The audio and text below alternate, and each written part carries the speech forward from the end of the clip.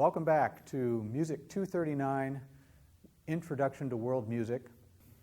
As a follow-up to yesterday's discussion on Ozarks traditional music, we have two guest performers with us today, Gordon McCann and Ashley Hull, and I'm going to let them do the talking and the playing for the rest of today's session. Please enjoy.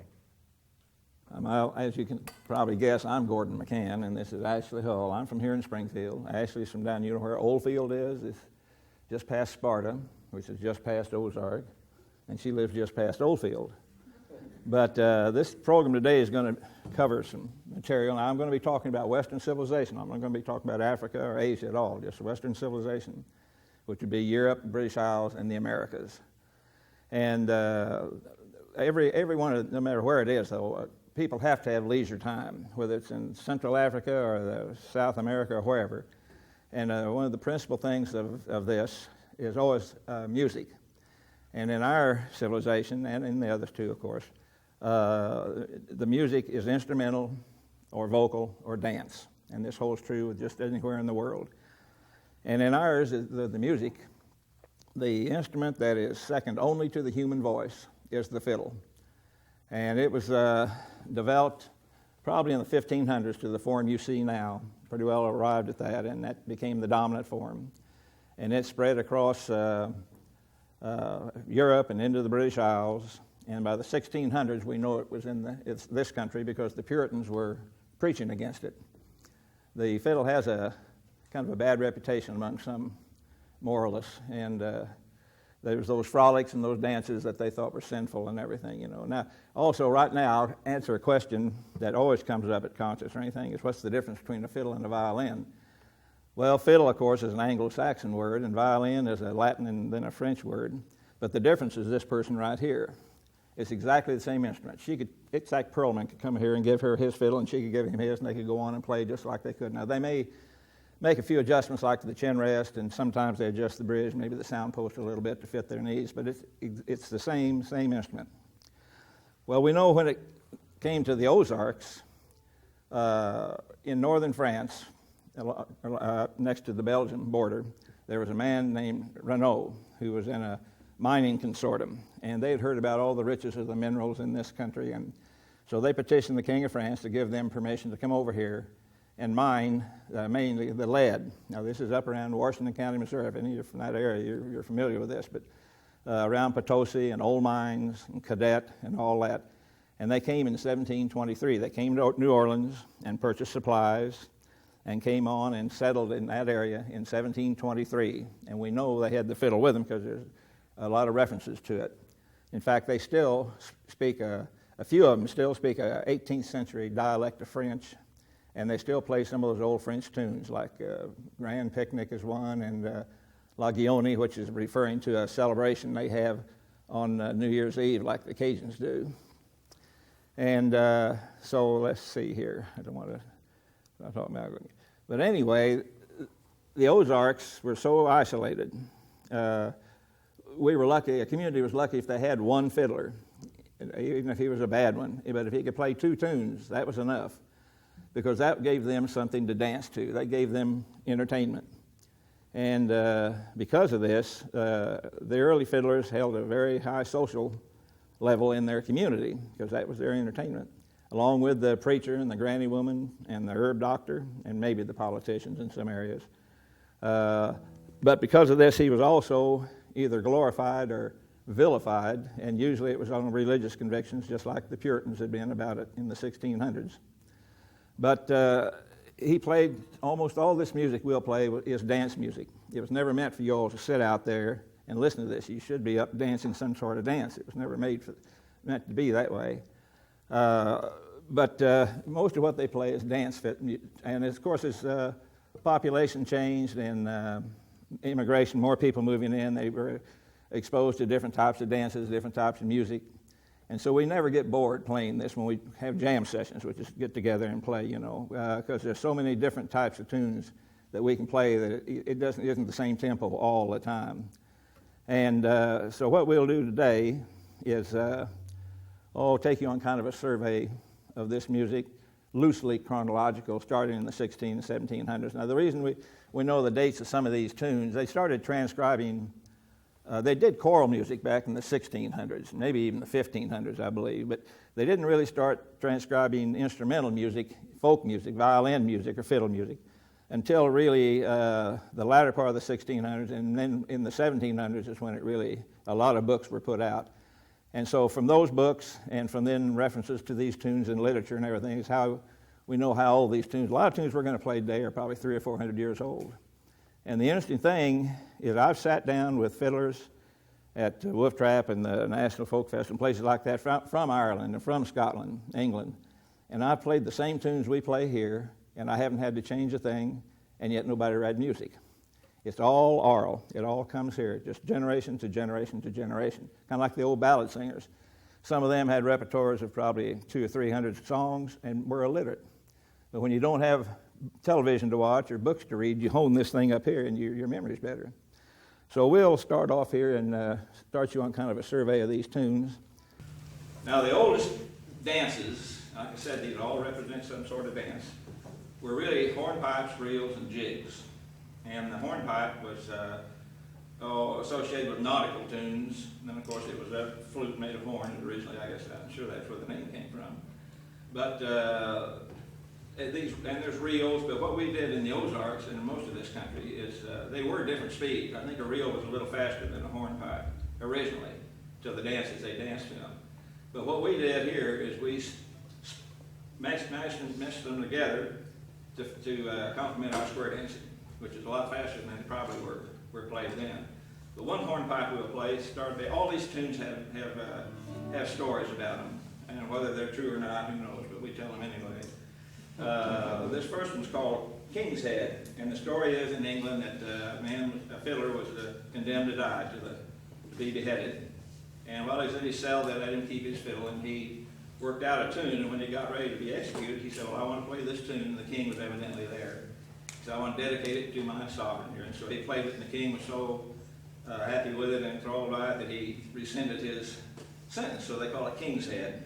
But it's not what we call it in this part of the country. That's in Canada and New England. We call it Soldier's Joy.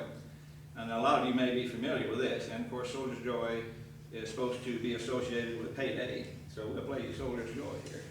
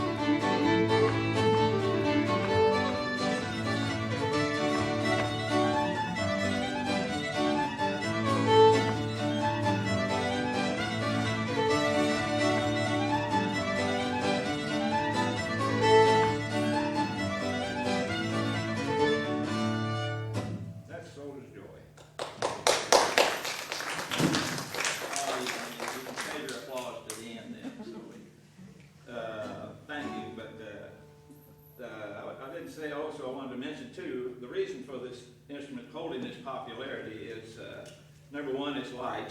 It's very portable. You've never seen an illustration of a pioneer with a piano slung over his saddlebag. You've sure seen a lot with a fiddle. I know when Ryder was here for one of the national magazines, and he sent me his article to critique in there, and he had that the fiddlers came to town with their fiddles in a sack of flour. Well, in a flour sack, but it should have been. They'd be kind of hard to play the thing if it's in a sack of flour. But also, the versatility of it, it can express about any emotion. A fiddle is really one of the most versatile instruments we have. And it's easy to learn. I don't know how to play it, but it must be easy to learn, man. And it has enough volume that above the early dances, when we didn't have all the amplifiers and everything, you could hear it. So that's the main reason it's held its popularity. Now, reel, like we said, we've really sped them up. You'll notice this is we play a little faster, I think. Now, her speed is a little faster than you might hear in other areas because she's complementing the speed they dance in Ozark and Douglas County and part of Wright County and eastern Christian County. They dance very fast. If ever you go to a square dance there, you'll find out. I mean, I've danced to where I thought this thing's never going to end. And my heart's beating and my sweat's rolling off of me, and when it's over, I stagger. And the woman I've been dancing with may be 80 or 81 or 2 years old, and she isn't even breathing hard. But they know how to do it. They've been doing it all their life. So anyway, we'll play one now, a very popular tune that's played, these tunes are played all over this country and in Europe too. Let's see, what is the name of it? Joe. Miss McLeod's Reel is the name in England. You go ask for this tune, and it's from Miss McLeod's, McLeods, Miss McLeod's Reel, and this is what you'll hear. But we call it Uncle Joe over here. And it's one with a lot of floating verses, and usually the title will reflect whatever verse the person's heard by, like, will your horse carry double, Uncle Joe? Is the devil going to get you, Uncle Joe? Did you ever go to the devil, Uncle Joe? Just a whole series of those. You know, they're unending, really. So we'll play Uncle Joe now. It's just...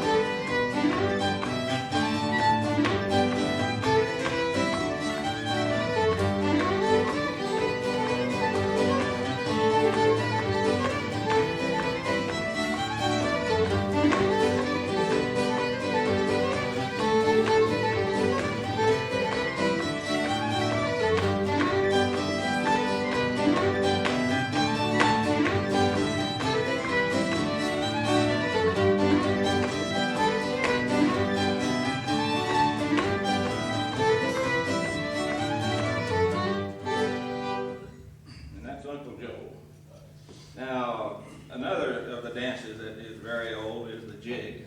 It's a 6/8 time, as you've seen the Irish dance and the river dance, where I understand now they play recorded music to them dancing, which I thought kind of cheating the people there. But we, in the Ozarks, we have jig dancing. And there's families that pride themselves for generations have had some of the best jig dancers in the region. But our jig dancing is not the 6/8 time. It's more of a freestyle, and they take great pride in not copying this guy's style or anything. And it's really, it's to match this tempo. And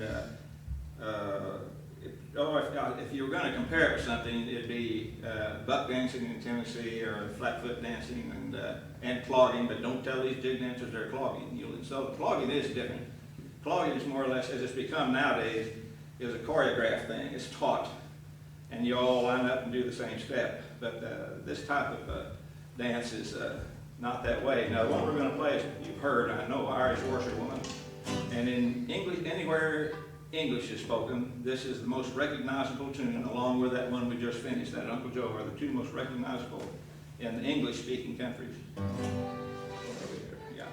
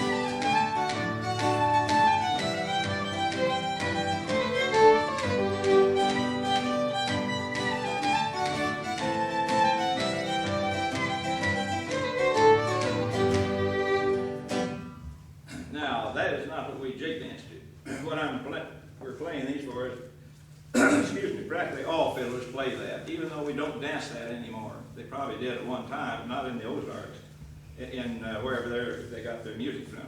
but this big variety of different types of tunes. Like I say, a lot of the dances we don't even dance anymore. Now, another dance that developed in Scotland, and then it spread over to Europe. The Germans really embraced it, and the Scandinavians really embraced it, is the Schottish. Have anybody ever seen anybody Schottish? It's a 1, 2, 3 hop type of dance, but it's a very pretty dance. And when you get up into Minnesota and Wisconsin and the Dakotas and northeast Kansas, and with all the Scandinavian and German influence up there, they dance a lot of the Schottisches.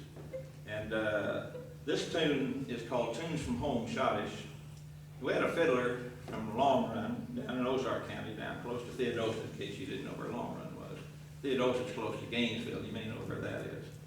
But when he was, Lonnie Robertson was his name, and when he was a young man, he moved up to as in his teens, probably went up to St. Joe to work in the packing plants up there, and he was a fiddler. And he became very good at it, got on radio, and he became a professional entertainer for all his life until he came back here. And he brought that tune back. And the interesting thing is that up there, he and his partner were playing in Yankton, South Dakota. And the group in front of them was a small band. And this was their theme song. Well, that small band was Lawrence Welk. And he said then Lawrence didn't even speak English. He still just only German, you know. And another thing that ties the Robertsons in with him, his son, the family was Thelma and Lonnie, and later years, and Jarrett Robertson. Well, your training field over here for your ROTC is called Jarrett Robertson Field. He went to school here, became a 2-star general, and he was killed in a helicopter crash about 7 or 8 years ago in Europe. So all this stuff ties in around here in some way. So we'll play tunes from Home Schottish.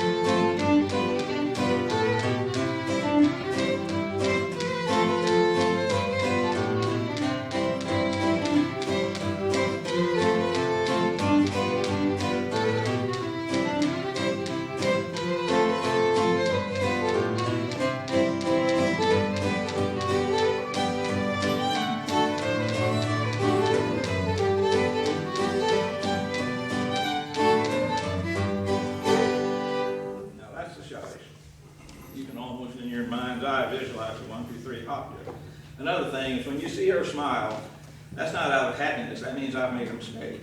And then I'll almost miss my chord there to switch up there too. Let's see here. Now we'll get out of the 1700s and come up into the, we'll start with the last of the 1700s and come up into the 1800s. Another type of music that came about in shows and entertainment was the minstrel. And one of the most well-known tunes of the minstrel era. I have some sheet music. If this is about 1838 or something, I have sheet music, and it's the same tune exactly that you hear today. Some of you may recognize it. It's called Buffalo Gals. And it was written by a man named John Hodges, who went by, he was a blackface entertainer. At first there were hardly any blacks in the minstrels. Later on they might have one or two blacks along to dance and to maybe play the banjo and entertain that way. But he wrote this, first called it Looby Loo, Won't You Come Out Tonight, and then some. What they would do, they got to doing was when they would go to different towns, they would say, if they were in Cincinnati, they'd say Cincinnati Gal and Philadelphia Gal and all each town. And when they got to Buffalo, they were building the Erie Canal, and for some reason it stuck there. Maybe because workers went to see if the gals would come out at night or something, I guess, like that. But we'll play this Buffalo Gals, and I don't think there's anything else I was going to say about that. Just go ahead and play it again.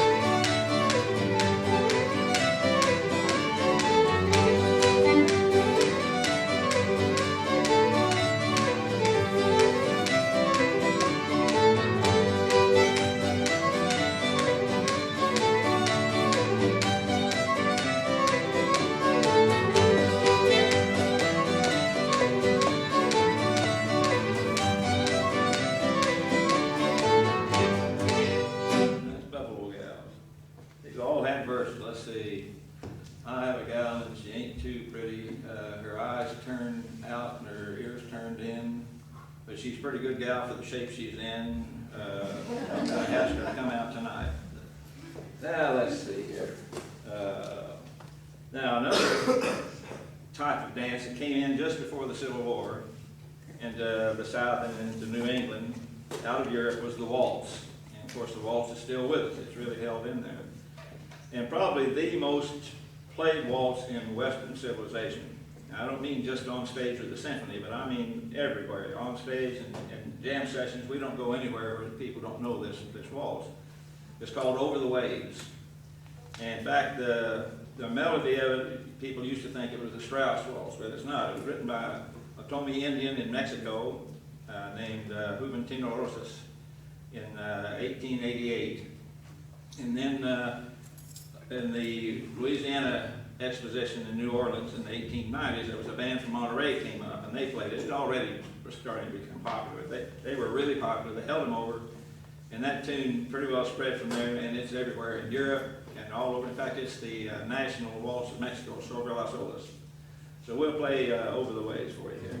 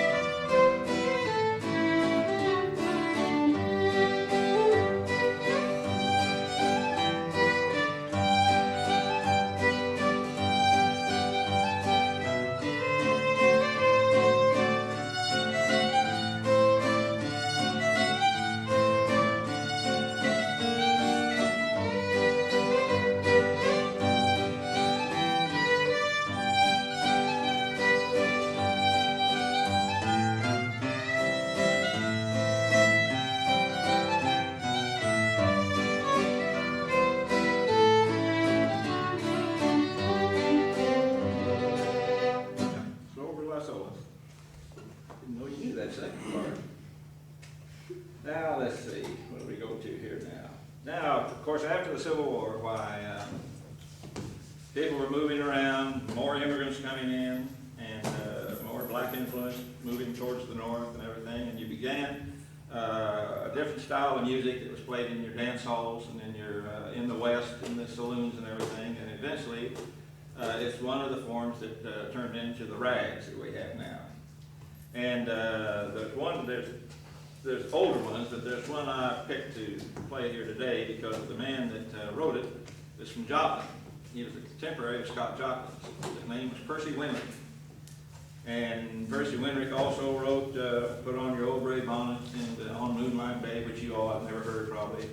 And When You Wore Rose, When You Wore a Tulip and I Wore a Rose, or something. And then a series of rags. But this is one called Dixie Blossoms, which is a pretty lively little thing.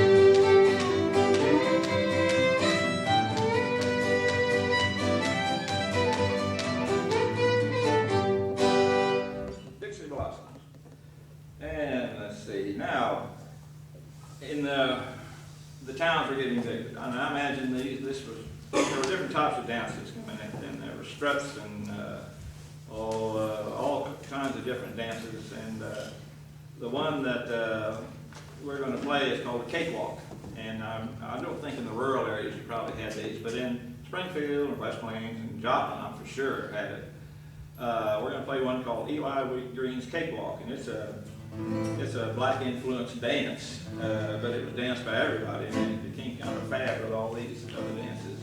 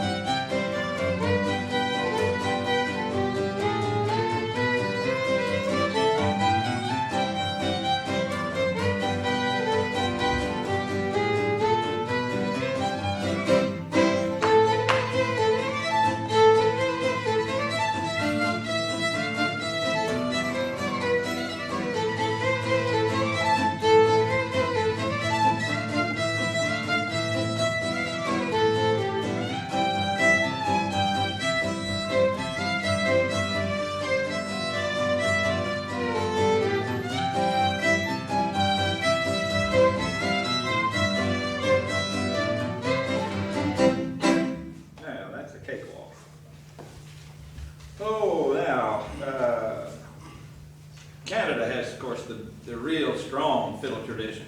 And a lot of what we play, they play in Canada and vice versa. That's tunes that came across the pond, as the old timers called it, from the British Isles and Europe, mainly the British Isles.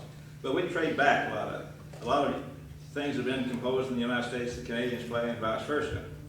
And there's a very well-known, in fact, it's almost a legend, fiddler in Canada named Ward Allen.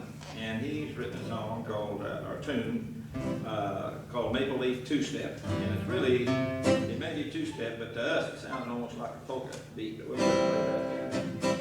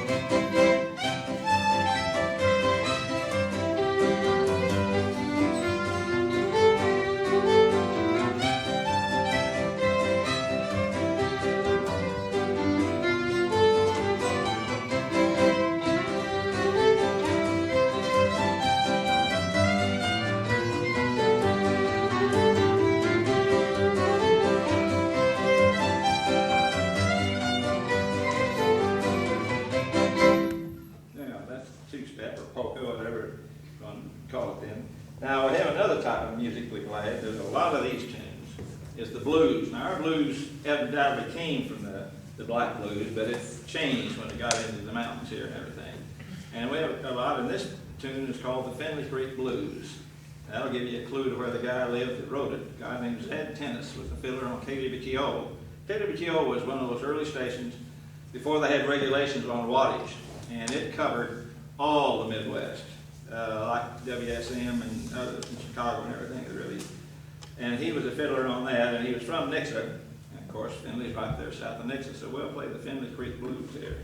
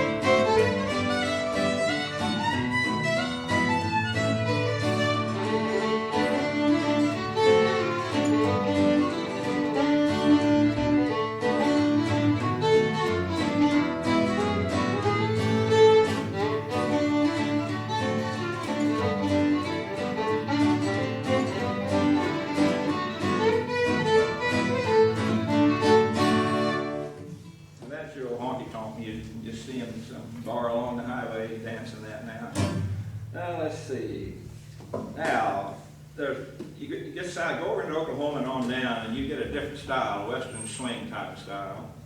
And you've heard of Faded Love and Maiden's Prayer and Bob Wills, Lord. In Texas, it's God, country, and Bob Wills, and I'm not so sure of the order really down there. They really worship that man. But this is a faster tune that came out of the Southwest, and I really haven't been able to find much about it, but it's a pretty good tune in high country, so we're going to play that.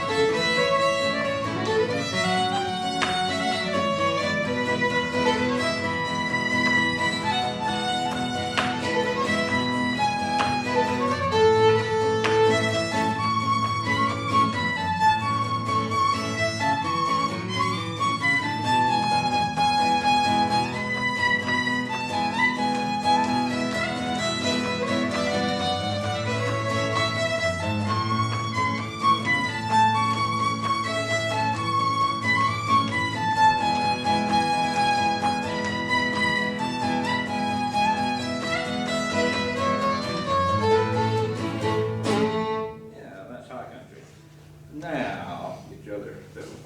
Now, there's another style of playing we call it cross tuning, or they call it tuning in discord. And the classical name for it is scordatura. And I understand there was even been some symphonies written in that back in the way back 1700 or something like that. What it means is you're not tuning standard. She's going to tune these notes, your standard notes on the strings. E, A, D, G. She's going to be A, E, A, C sharp, C sharp. Now this comes from the fact that there was a man named Bonnie Prince Charles who was in England, running England. He was quite a party boy, and he made the bagpipe the principal instrument of the British Isles. Well, then the Jacobites, the religious group, came in and shoved him out and sent him over to France, kicked him out of the country. In fact, there's a tune we play called Over the Water to Charlie's, which was his followers that were still in England would toast to him over the English Channel, in other words, Over the Water to Charlie's. There's a song for that thing too, they still sing it around here. But the fiddle had been working its way in, of course, so this would be like the mid-1700s, around there. To where it was right in there with the principal instruments before the fiddle got there were the bagpipe and the harp and the flute. And so when they kicked in fact, if you played a bagpipe at that time, you were put in jail. So that got rid of the bagpipe, and the fiddle moved right in where the bagpipe had been. But it had learned from the bagpipe. So this type of tuning, you're going to hear those drone sounds that you hear, what's called the canter or something that the bagpipe has to get the, you know. You'll hear some of that in this, and there's a lot of tunes. And this is the old way of playing that Lionel Robinson talked about. Didn't even know about standard tuning until he's probably in his 20s. This was the old way they played. And the reasons for this is, number one, you're really just playing a lot of the time on just two strings, aren't you? You're playing the melody. When you have these long square dances, and you don't get worn out. And also, it has more volume than just the standard tuning. So we'll play you one here called Pretty Polly.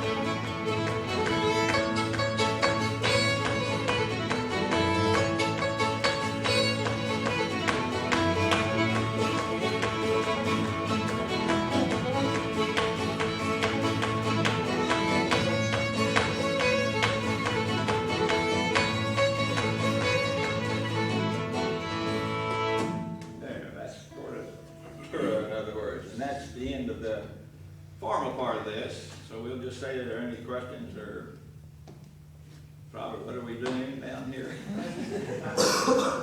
I know this is all strange to you, but this is really a part of our heritage and our history, and it's become pretty fragile. The media really dictates what you all think and like. And it was more with communities were closer years ago, and the dances and the social gatherings were more a part of the community. Everybody's so mobile now, you can just go everywhere, you know. And it's something I hope we don't lose. It's still hanging in there. But there's no square dances, and that's the problem, is these fiddlers don't have they're not going to sit and stare at the wall and play that Soldier's Joy all day, so they're going to go where they're going to get some applause and maybe some money and some all that. So they get into contest fiddling. Well, contest fiddling has really very little to do with our fiddling here. It's a southwestern type of fiddling, and it's not danceable, which this always is. That's one of the criteria for this. It was really danceable. Now, believe it or not, square dancers love that tempo right there. Old fiddlers, old guitar players like me don't, because I can't last that long. But and they drop the tradition, because they only got to know what 10 or 12 tunes, whatever's hot on the circuit. And they're good. My gosh, these kids go all over the place. With my fiddler that I was a partner with for a lot of years, said he just liked to break the finger, because he'd been playing 70 years and couldn't do what they do. But I hope we don't lose this tradition, because all these tunes have such history behind them. And they're just so much interwoven with our history in this country, and in the Ozarks especially. So are there any questions at all, or? Well, now when I talked about dancing that one, and I thought I was going to die. And every time I dance one, I do. But the thing is, most square dances really don't last more than 5 to 7 minutes. You think they're longer, but they aren't. Ashley plays for a lot of square dances. And you don't really improvise too much, do you? They can. What they'll do sometimes, if they get tired of one tune, they'll just modulate quickly into another tune. And you've got to remember, these square dancers aren't listening to what you're playing. They want the beat. They want that time. I've always said a good steam engine, they could dance to that, because that's what they want. And in fact, the tune becomes incidental sometimes to them. They're just hearing that beat, and that's what they want. And you get somebody up there that can't have a good dance beat to it, and you'll see them just walk off the floor. I've seen that happen quite a few times. Anything else? We'll just play you some tune. Go ahead. Oh, I started the fiddle whenever I was 6, and Mom and Dad wanted me to start because I'm homeschooled and they wanted me to get into something, So I started playing with a short backbone. That was more like bluegrassy. So I started with Bob Holt, my teacher from Ava. He's passed away now, but he got me into old-time fiddling music whenever I was 12, I think, 12 or 13. And that's how I got into this type of music. And I really didn't start playing it a lot until I started jam sessions. And that's whenever I really got into it, whenever I started playing with other people. So there's 3 others that he taught besides Ashley that are staying with the old time. And we just told them if they get in the contest, we'll shoot them. Yeah, you take care of that, see? We just won't. Oh, me? I've just grown up around it, of course. Lived here all my life, and my people are always from here, been here but I didn't really get active until my children were about out of college. The first time I really got into collecting this stuff and playing. Well, I started going down to Ozark, and there was one of these, Hemingway would have loved it. It's one of these people watching places. It was an old store building on the square of Ozark. Had 150-watt bulb hanging, a big old potbelly stove at the back, and a mix of all kinds of chairs and couches, and a mixture of human beings came to it too. And it was every Saturday night. And it was just out of another century. This had been 40 years ago, and it was just out of another century to me. I was just amazed at it all. And I started playing down there, and that's where I met the man that was to be my partner for 18 years really, Arthur Gallagher. And I started taking the tunes to learn them. I always liked to play guitar at it since I was in high school. But it was more folksy folk type of stuff, And then the more I started taking, the more I started realizing the repertoire of these people. They didn't read music, which amazed me. Of course, I don't either. And so I started making a record of all the tunes and all of that they played and everything. And now I've got probably over 500 fiddlers. I've got probably different. Now, a lot of these tunes have the same title when you go different places. But say different tunes, I've probably got about 3,000. I've got one program, I'm really computer. Well, the only thing that I like about the computer is it has spell check on it. It really saves me. But I've got one FileMaker Pro program, Mac, and I've got 68,000 entries on it. Now, that doesn't mean 68,000 different tunes, but every time I go somewhere, I record, and then I put them on the computer, and also I have a book I call Sessions, which is who was there, who played this, and who was doing this, and if there was anything came up that needs to be down, I've got it down there. So it's quite a collection of Ozarks. In fact, 95% of it or more is Ozarks. Now Art and I, not because of me, but because he was one of the smoothest fiddlers around, and we went to, before we even knew where we were going, we went to Wolf Trap at the National Folk Festival. And then if anybody ever told me I'd be going all over the country playing, we got into Mid-America Arts Alliance and the Arts Council, and went to Smithsonian. We played there a couple of times. Went to the Library of Congress and played there. And like I say, I talk a lot though, see. So he didn't like to talk, so that we got along good that way. And that's kind of the way I got into it, was through that. And so anyway, what do you just want to play? So anybody have anything they want to hear? Anybody know any of these type tunes at all? Now, one thing about songs, people are always asking for songs. Well, Usually, though, we don't play songs unless we were at a church that would let the fiddle in. And be surprised, there are still a lot of churches that is the devil's own, and that's an evil instrument. It's not to be inside a church building. Art and I were playing at a festival somewhere, and we were on a break on the grounds where you're outside. Some woman came up to me and she said, "Look at that man's instrument. You see this scroll right here on there?" She said, "That's the devil's hand, curling to take that man down to hell, you know." She didn't say hell, I forgot what she said.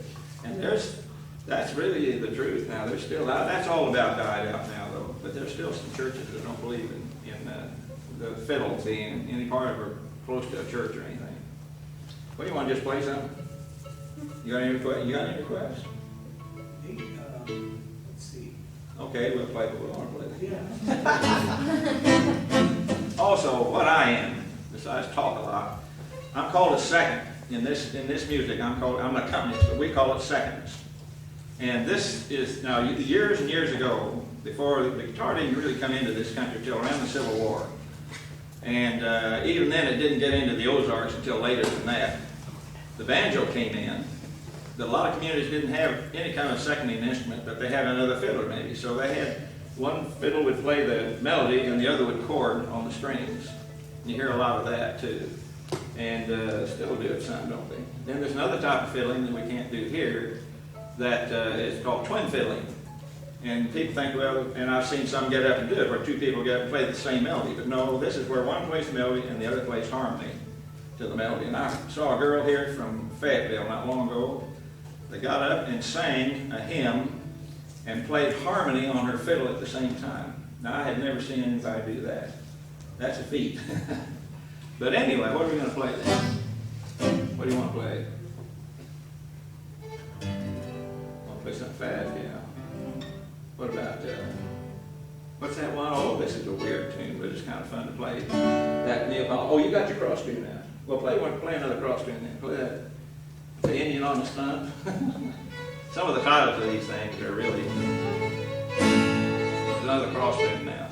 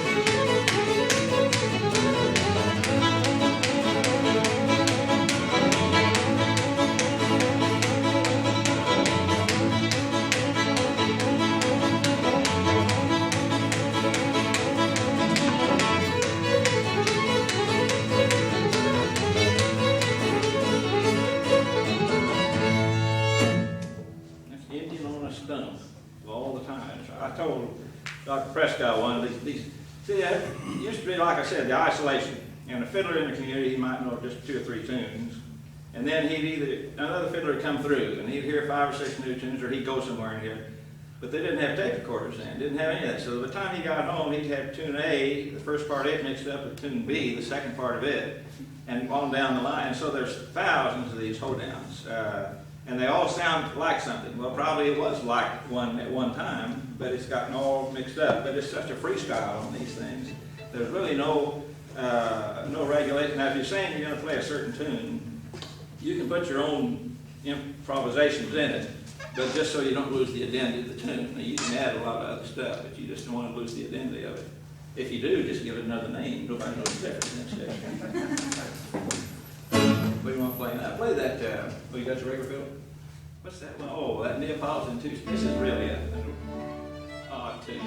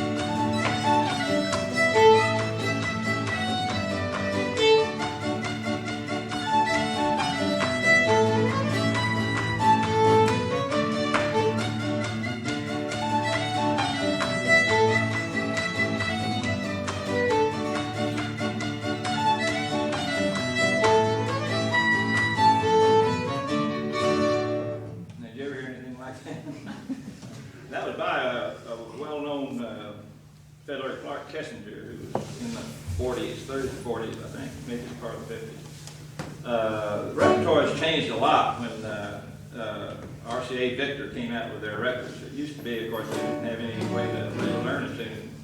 And so then when the records came out, and of course then radio, that really, the Grand Ole Opry really influenced a lot of the fiddlers on the Grand Ole Opry, and influenced a lot of fiddling. One more, okay. You want to play a waltz? You want to play what? Amelia? Okay.